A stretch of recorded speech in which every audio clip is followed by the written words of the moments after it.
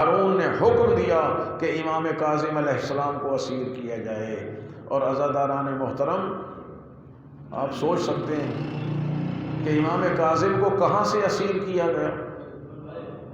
کہتے ہیں روضہ رسول پر بیٹھے ہوئے تھے۔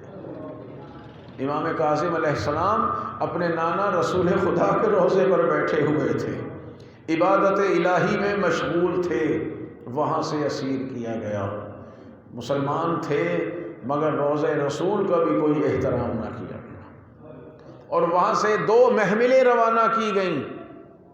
اونٹ پر وہ پردہ لگاتے تھے، محمل بناتے تھے، 2 اونٹ روانہ کیے فوجیوں کے ساتھ، ایک بغداد کی طرف اور ایک بصرہ کی طرف، تاکہ لوگوں کو شبے میں ڈال دیا جائے کہ پتہ نہیں بغداد کی طرف لے گئے ہیں یا بصرے کی طرف لے گئے، تاکہ کوئی ان کو چھڑانے کے لیے قیام نہ کر سکے۔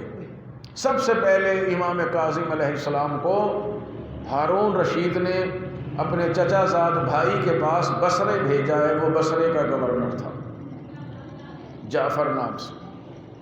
1 سال امام وہاں قید خانے میں رہے تو بصرے کے گورنر نے، اس کے چچا زاد بھائی نے خط لکھا ہارون رشید کے پاس کہ جتنے قیدی وہاں ہوں سب کو میرے پاس بھیج دے، میں سب کو رکھنے پر تیار ہوں، مگر امام کاظم کو اپنے پاس بلا لے۔ کہا کیا وجہ ہے؟ تو خوف زدہ ہو گیا؟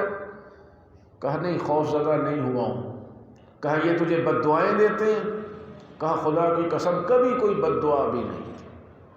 اللہ، یہ تو اس گھرانے کے قیدی ہیں جو اپنے قاتلوں کو شربت پلانے والے ہیں، یہ تو اس گھرانے کے قیدی ہیں جو اپنے ظالموں کے لیے دعائیں کرتے ہیں، بد دعائیں نہیں دیتے۔ میں اس لیے بھیج رہا ہوں کہ میں 1 سال ہو گیا ہے، ان کا ہر لمحہ اللہ کی عبادت میں بسر ہوتا ہے۔ مختلف قید خانوں سے گزار کے، بہت مختصر کر رہا ہوں، اس آخری قید خانے میں بغداد میں منتقل کیا گیا، اور وہ قید خانہ اتنا تنگ و تاریک تھا کہ نہ وہاں تازہ ہوا لگتی تھی اور نہ دن کی روشنی کا پتہ چلتا تھا۔ اتنا تنگ قید خانہ تھا کہ امام کاظم علیہ السلام مکمل طور پر کھڑے بھی نہیں ہو سکتے۔ ہارون رشید نے مختلف طریقے آزمائے کہ ان کو کسی طرح قتل کرا دیا جائے اور الزام میرے سر نہ آئے۔ ایک دفعہ اس نے سوچا کہ بصرہ ہو یا بغداد ہو یا کوئی بھی شہر ہو، یہ سارے مسلمان خاندان اہل بیت کو جانتے ہیں۔ اس نے دور دراز افریقی ممالک سے 300 افراد کو بلوایا اور ان کو خوب شراب پلائی، انہیں تلواریں دیں اور کہا تلواریں چلاؤ۔ وہ تلواریں چلانے لگے۔ اچھی طرح اس نے آزما لیا کہ یہ کسی کو نہیں پہچانتے۔ پھر ان کو بتایا کہ ایک لکڑی پر کپڑا ہوگا، وہ تمہارے سامنے رکھی ہوگی، اس پر تم نے تلواریں چلانی۔ ان کو اچھی طرح شراب پلا کے تلواریں دی گئیں اور ایک تختہ نما شے لا کے جس کے اوپر کپڑا ڈلا ہے ان کے سامنے رکھ دی۔ اب انہیں نہیں پتا کہ اس کے نیچے کیا ہے، اور کہا گیا کہ تلوار چلاؤ، اور خود ہارون دیکھ رہا ہے۔ جو انہوں نے تلواریں اٹھائیں، ادھر سے امام کاظم علیہ السلام نے اپنے چہرے سے کپڑا ہٹایا۔ جب انہوں نے امام کاظم علیہ السلام کے چہرے کو دیکھا تو انہوں نے تلواریں پھینک دی اور امام کے قدموں کا بوسہ دینے لگے۔ ہارون رشید حیران رہ گیا اور ان سے بعد میں پوچھا کہ تم انہیں کیسے پہچانتے تھے؟ تم تو دور دراز افریقہ کے جنگلوں کے رہنے والے تھے۔ انہوں نے کہا کہ ہم نہ اللہ کو پہچانتے ہیں نہ رسول کو پہچانتے ہیں، ہم کسی کو نہیں جانتے، لیکن ہمیں اتنا پتہ ہے جب ہمارے علاقے میں قحط پڑتا ہے اور بارش نہیں ہوتی تو یہی بزرگوار آ کے دعا کرتے ہیں اور اللہ ہمیں بارش دے دیتا ہے۔ ہارون رشید بڑا حیران ہے کہ کس طرح امام کاظم علیہ السلام کو شہید کرے۔ اس نے ایک فاحشہ عورت کو بھیجا کہ بس تو نے جا کے معاذ اللہ یہ الزام لگانا ہے کہ اس قیدی نے میری عزت پہ حملہ کیا۔ اور بہت دیر گزر گئی تو سپاہیوں نے آ کے بتایا کہ جس عورت کو بھیجا تھا وہ تو خود حالت سجدہ میں پڑی ہوئی ہے، اس نے اس عورت کو بلوا کے کہا میں نے تجھے کس کام کے لیے بھیجا تھا اور تو بھی جا کے سجدے کرنے لگ گئی ہے؟ اس نے کہا میں کیا کروں، جب میں قید خانے میں گئی قیدی نے میری طرف دیکھا ہی نہیں، وہ اللہ کی عبادت میں مشغول تھا۔ جب میں نے کہا کہ آپ میری طرف دیکھتے نہیں تو انہوں نے پھر بھی میری طرف نہیں دیکھا اور یوں اشارہ کیا کہ جب میری خدمت کے لیے یہ موجود ہیں تو مجھے تیری کیا ضرورت ہے۔ تو جب میں نے دیکھا تو حوران بہشت مجھے نظر آ رہی تھی تو میں بھی سجدہ خالق میں چلی گئی کہ یہ کوئی اللہ کے بہت ہی مقرب بندے ہیں۔ جب ہر طرف سے ہارون مایوس ہو گیا تو اس کو پتہ چل گیا کہ اب سوائے زہر دینے کے کوئی اور طریقہ باقی نہیں رہا، تو اس نے سندھی ابن شاہق جیسے ملعون کو امام کاظم پر مسلط کر دیا۔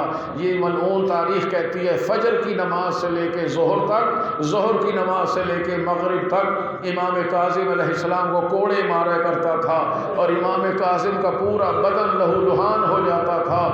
علماء پڑھتے ہیں کہ جب امام رضا علیہ السلام معجزے سے قید خانے میں تشریف لائے تو تنگ و تاریک قید خانے میں امام رضا علیہ السلام نے دیوار پر خون کے نشان دیکھے۔ اپنے بابا سے پوچھا بابا جان یہ خون کے نشان کیسے ہیں؟ تو امام نے فرمایا بیٹا ذرا میری پشت کو دیکھ لو، میری کمر کو دیکھ لو۔ جب امام کی کمر مبارک کو دیکھا گیا تو زخموں سے چور تھی، اسے خون بہ رہا تھا۔ بس عزاداروں ہر قیدی کی زنجیریں اس کی وفات کے بعد اتار دی جاتی ہیں، مگر ہمارے یہ وہ مظلوم امام ہیں کہ جن کی زنجیریں ان کی شہادت کے بعد بھی نہ اتری۔ ابھی تابوت لایا جائے گا، آپ جناب زہرا کو پرسہ دیں، آپ معصومہ کم کو پرسہ دیں اور کہیں بی بی فاطمہ معصومہ آپ کی شہادت پر، آپ کے بابا کی شہادت پر ہم آپ کے بابا کا جنازہ اٹھانے کے لیے موجود نہ تھے۔ عزاداروں 4 مزدور بلائے گئے۔